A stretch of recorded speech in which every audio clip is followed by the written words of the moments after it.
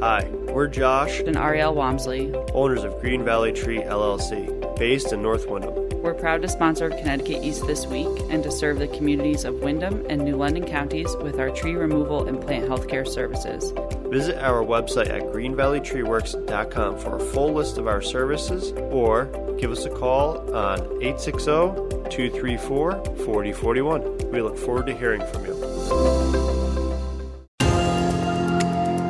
Taking on the middlemen, the battle to oust pharmacy benefit managers goes to the Supreme Court. And is CVS moving you from your pharmacy to theirs? A new survey out says yes, they are. So what can you do about it? Plus a look at other stories making the headlines from around the region. This is Connecticut East This Week.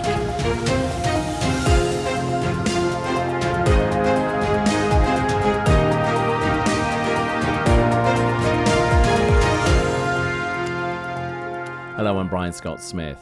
Healthcare in the US is always a hot-button issue, and every year the cost of our healthcare seems to go up, and we see little extra for the money we pay in health insurance premiums to insurers or for the drugs we get from our pharmacies. So why is that? I spoke recently to Doug Hoey, CEO of the National Community Pharmacists Association, about pharmacy benefit managers, the silent middlemen who control the cost of what you pay for drugs at your local pharmacy, as well as how big players like CVS are steering patients away from their community pharmacies, and how drug manufacturers are restricting access to their drugs for people on low income and users of health centers. Doug, thanks for joining us on the podcast. My pleasure, Brian. First story we're going to be talking about is a thing called pharmacy benefit managers. Can you just explain for our listeners what a pharmacy benefit manager is and why they should be concerned about them? Well, a pharmacy benefit manager, those are some of the largest companies in the world that most people have never heard of. They control the prescription drug chain that for pharmacies and for patients. So most patients, if they look at their prescription drug card, and somewhere on that prescription drug card will probably be the name of their PBM. 3 of the PBMs dominate the market. They are Caremark, owned by CVS, Express Scripts, which is now owned by Cigna, and Optum, which is owned by United Health. Those 3 PBMs make up about 85% of the marketplace. And with that type of market power, they're able to really do some things that we believe are not only harmful, we know they're harmful for pharmacies, but also harmful for patients. Taking one step back a little bit about how they work and what they do, originally they were created to make it easier for consumers and in some ways easier for pharmacies to process prescription drug claims. So going back several decades, when a patient needed a prescription drug, they would pay cash for that, and then they would have to submit the claim to their insurance company and then wait to get their money back. PBMs 30, 40 years ago said, well, we can automate that by partnering with the pharmacies. The pharmacist processes the prescription, checks for drug interactions, does all of the things that the pharmacist does to make sure that the drug is going to be safe and effective for the patient, and then submits that claim in real time while the patient's standing there. And the PBM sends back a message saying, this is the patient's benefit, this is how much to charge the patient. That by itself is actually an efficiency. It's a good thing.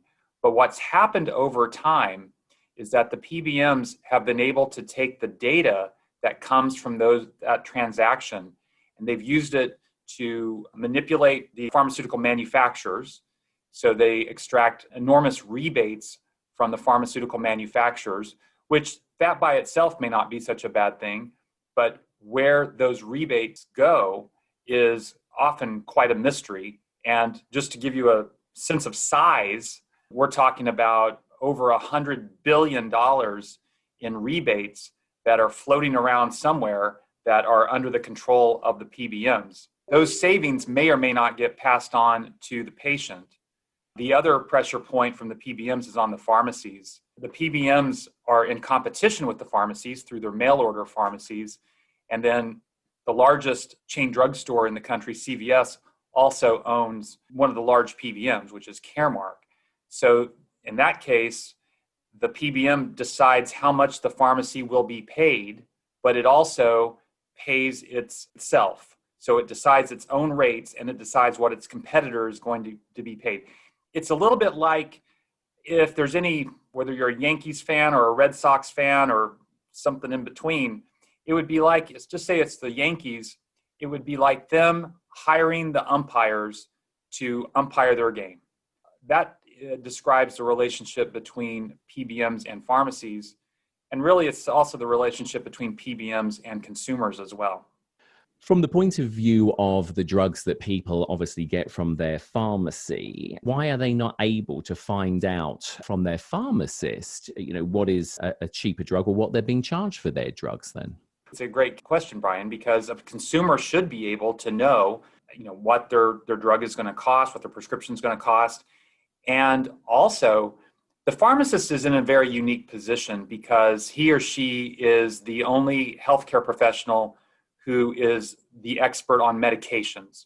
So pharmacists go to pharmacy school to specialize in education about medications for a minimum of at least 6 years of college. Independent pharmacies in particular also know about the pricing and the cost of the drugs. Up until recently, PBMs included in their contracts what are not literally, but figuratively known as gag clauses, which would forbid the pharmacist from talking to the patient about lower cost options that could result in the patient not using the PBM benefit.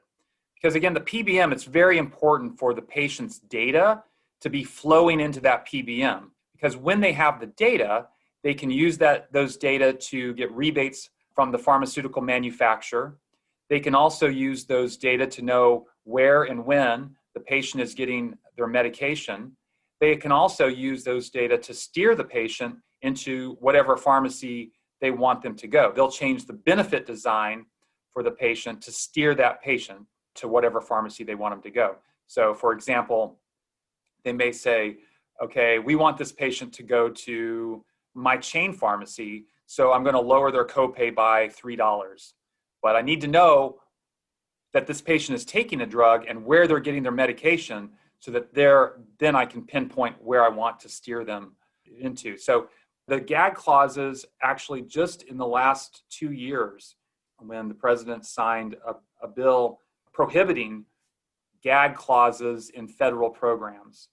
So that's been at least a step forward in consumers having the ability to interact with pharmacists to find out the lower cost options that they have. Brian, another thing that's happened with health plans that's causing consumers to pay more money for their prescriptions is the advent of the high deductible health plans. So the high deductible health plans by themselves can be a good thing. We at the small company that I work for, we have a high deductible plan, and it keeps our medical premiums lower. But what the PBMs do in that case is they actually inflate the cost to the consumer until they hit their deductible. So in my case, our deductible is $2,000. And just as an example, my son needed a prescription for an antibiotic. I took it to my local independent pharmacy and asked her what her price is, and she told me. And then I asked her to process it on my insurance, which unfortunately has to use a PBM. And the process price on the insurance was significantly higher than what her normal price would be. And in that case, I knew to ask, and I'm a pharmacist, so I knew the right questions to ask, but many consumers are actually paying more at times when they use their insurance benefit than if they just paid cash. Not always, but there are times when the consumer actually pays more when they use their insurance than if they did not use their insurance. And apart from obviously hurting the people, the customers and the people who need the drugs, these PBMs and the fees that they are generating also hurt community pharmacies as well, don't they? They do. They do. They are the cocktail party talk at a barbecue or whatever when I'm introducing myself and someone says, well, what do you do? The invariable small talk. And I tell people I'm a pharmacist and tell them that I represent independently owned pharmacies, which are a third of all the pharmacies in the country are individually owned and not corporately owned, they often say, gosh, it must be tough. You know, I live in the Washington, D.C. area, so major metro area. It must be very tough for your members to compete against the chains. And my answer is that, you know, on a level playing field, our members can compete with the chains all day long. When patients have a choice, they'll often choose an independent pharmacy. But when it comes to the PBMs, the playing field gets tilted, and it's no longer a level playing field because the PBMs steer patients into the different choices that they want the patient to go to. So the PBMs have very much changed community pharmacy as we know it. And also even the big guys, the big chains are being impacted. I mentioned CVS owns a PBM, so they're, you know, do a lot of their own home cooking, but Walgreens does not. And in 2019, the poorest performing stock in the Dow 30 was Walgreens. And over the last 5 years, the poorest performing stock was Walgreens. And a lot of that is due to the impact of PBMs. And there's a thing called pharmacy DIRs, which is a sort of an inside baseball term in which PBMs claw back money from pharmacies. But as a result, 4%, so over 2,000 pharmacies have closed their doors pre-pandemic, the 2 years prior to the pandemic. And the result is that patients have fewer choices of pharmacies. There still may be a Walgreens across the street from a CVS in many areas, but there are many more, an increasing number of areas where there are pharmacy deserts, where there is not an option for that patient to have a local community pharmacy. And we've seen in this pandemic how important it is to have access to your local community pharmacist. Recently, yourself and the state of Arkansas were at the Supreme Court, and you're arguing a case about PBMs. Just tell us roughly how that went, and obviously you are waiting on a decision. Yes, the Supreme Court took up a case. It was a case filed by the Attorney General of the state of Arkansas, Leslie Rutledge, and it was caused by some pro-consumer, pro-pharmacy legislation that was passed in the state of Arkansas back in 2015.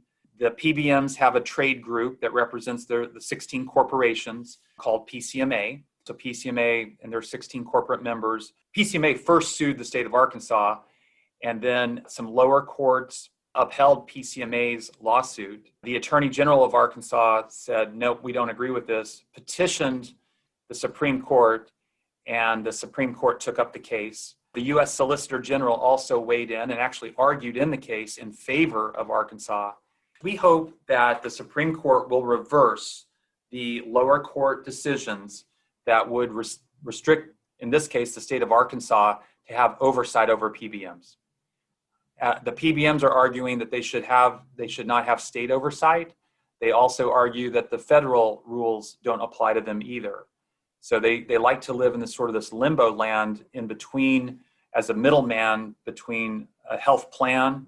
And so they say the health plan has oversight, but not them. But then when the state tries to have oversight over them, they say, well, you can't have oversight of us because we're working for the health plan. So they basically want their cake and to eat it too. We hope that the Supreme Court disagrees with that and says no, to protect the citizens of whether it's Arkansas or one of the other 49 states. The states should have the ability to have some oversight over businesses in their state that are affecting prescription drug benefits of their citizens. One thing about the PBMs is that the United States pays more for its prescription drugs than any other country in the world. The United States is also the only country in the world that has given the management of its prescription drug benefit over to PBMs. And there's other factors, I'm sure, that contribute to those high costs of prescription drugs in this country. But the fact that the prescription benefit managers, PBMs, dominate prescription drug benefits in our country, and we still have the highest drug prices in the world, either there's something fishy about that, or they're not doing a very good job, and new alternative models need to be examined. Our federal government relies on these PBMs, and again, the costs from our prescription drugs in this country are the highest. We think our country and employers should be looking at different models to help lower drug costs for consumers. I guess the point is that all of this, when you bring it all together, ultimately affects how much we are all paying by way of insurance premiums for healthcare and just healthcare in general in this country. I mean, it must all come together and coalesce to create, the situation which we now see, which is, extremely high healthcare costs in this country as well. That's right. And prescription drugs are a very effective way to help lower overall healthcare costs when those drugs are used properly, effectively, and patients are adherent to the regimen that their physician has prescribed. But at the same time, if they're not used properly, or if the benefit is not managed appropriately, then it actually can cause costs to go higher. We think pharmacists can really help lower overall healthcare costs when we're allowed to, but unfortunately there's a lot of rules and regulations, much of them by the PBMs, that restrict our ability to help consumers as much as we would otherwise be able to. Survey that was released by your organization fairly recently, which was a little bit alarming in clearly what it managed to ascertain, is that there seems to be a situation where patients are being steered away from their pharmacist and their pharmacy by CVS. Yes, and it's not just CVS. I mean, they were the culprit that came up most frequently in this survey. And this was a survey of independent pharmacy owners. And we asked them if patients or consumers have complained to them, or if they've experienced a situation where another pharmacy, usually a chain owned by a PBM, where the patient has been moved over to that other pharmacy without the patient's consent. And our survey found that 79% of independent pharmacies have experienced just such of an event like that, where patients have unknowingly, their prescriptions have been transferred to another pharmacy. We have instances where reports from our members in which the patient is in their pharmacy, they're picking up their prescription from their local independent pharmacy, and on their way out, as they're walking out, their cell phone rings and says, "This is XYZ, big chain, PBM, and we noticed that you just got your diabetes drug, your metformin, or whatever, your torvastatin, your Lipitor, and if you went to a different pharmacy, you'd pay less money, or if you might pay less money." They always qualify it. "You might pay less money, or you might be able to get 90-day supply." And that's as the patient is walking out the door from their local pharmacy. I mentioned earlier that PBMs control data from the patient, and they really thrive and rely on that data. So that's one instance. Our survey describes situations in which the patient receives a notice that says their prescription is available for pickup at, again, a big chain, usually owned by a PBM or PBM mail order company like Express Scripts. And the patient, they call their local pharmacy and say, "Did you move my prescription over to CVS? Did you change my prescription to mail order?" And of course, the local pharmacist says, "No, I mean, they would never do that." The patient's mystified. Sometimes when they do some more sleuthing, they'll find out that maybe the patient did get a call at home, or someone else in the residence got a call at home, and maybe they asked some questions about their prescription drugs, but the patient didn't realize they were asking about transferring their medication somewhere else. I mean, it could be a question like, "Would you like to pay less for your prescription drugs?" Yeah, I mean, who wouldn't say yes to that? No matter if they were paying $1, they'd like to pay less. Sometimes that's all the information that's taken from the consumer that triggers that prescription being transferred somewhere else. Sometimes the physician's office is called. We've heard stories where the physician's office is called saying that the patient wants to transfer their prescription. We even had a situation where an independent pharmacy owner, his own sister, her prescription was transferred from his pharmacy to one of the big chains without her knowledge. So it's a problem that's been going on for quite a while, and it continues to this day. Connecticut East this week reached out to CVS about this particular survey, and we asked them about it and what their thoughts were. And they actually responded by saying, and I'm reading verbatim here, a response from their media office: the survey conducted by the Business Trade Association, NCPA, of its own members has no basis in fact. It is nothing but a self-serving attempt to disparage CVS Health, and their accusations about us are simply not true. What's your reaction to that? I think the results speak for themselves. I mean, it is a survey of independent pharmacies, and that's how it was described. I think that really the onus is on them to prove that they're not steering patients to their own pharmacies.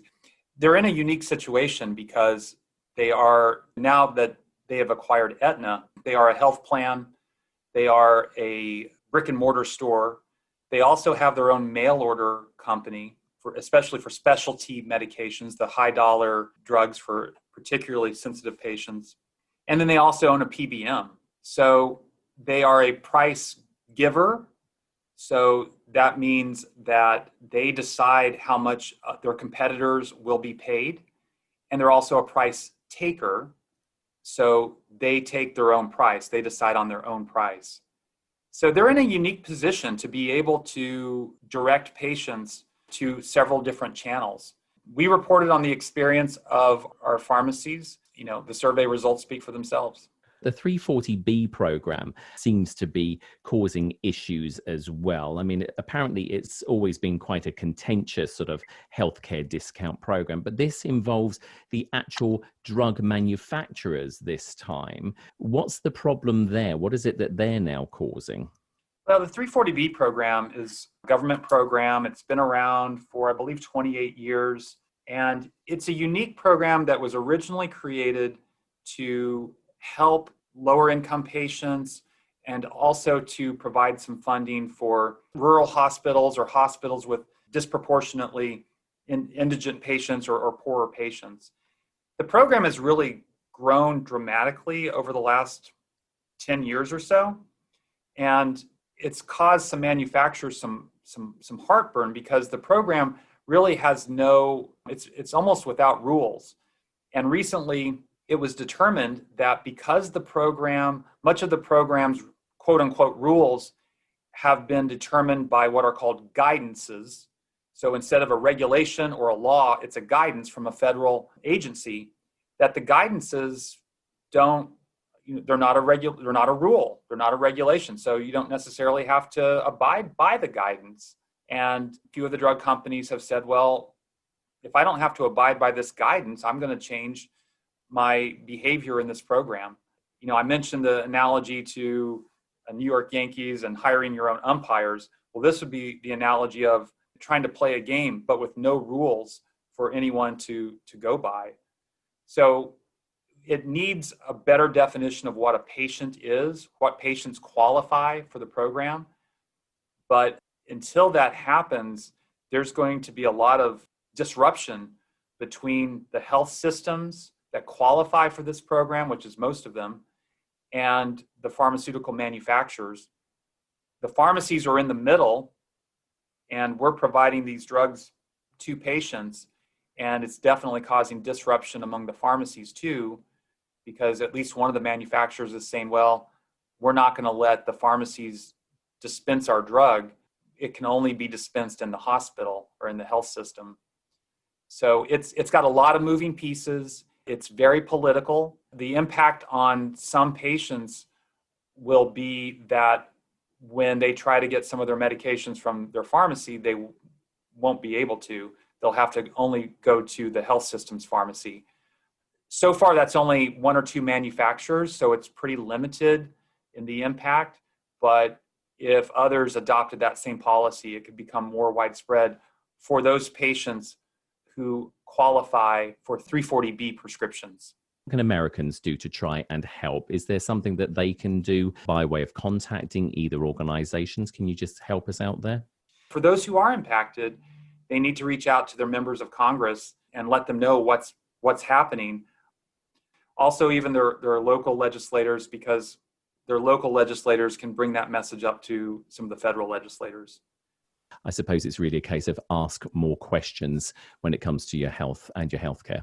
Absolutely. Talking with your pharmacist, again, especially the independent pharmacists, because they have that economic information as well as the clinical information, which all pharmacists have. They're able to combine those two and help patients find more affordable choices if it's necessary for their medications, kind of lay out their best options. That's very important. I think just knowing about PBMs, again, the PBMs really they prefer to be in the background, and that's why most people have not heard of them, because when it comes to light, some of the control they have, the dominance they have, it makes people ask questions that they really don't like to answer. So knowledge is power, and being aware of that your prescription drug benefit is how important that is, and really protecting and standing up for your prescription drug benefit. Doug Hoey, CEO of the National Community Pharmacists Association, thank you ever so much for bringing up these particular aspects for us and for clarifying some of these situations. And we look forward to speaking to you in the future. And certainly we also look forward to see what the Supreme Court's decision is on the PBMs. Thank you again for joining us. My pleasure, Brian. Thank you. And don't forget, if you have questions about your health insurance and what it does or does not cover you for, then speak to your insurance agent, your local independent pharmacist, or you can always contact the health advocate in Connecticut, Ted Doolittle, and his team at their website, ct.gov/OHA.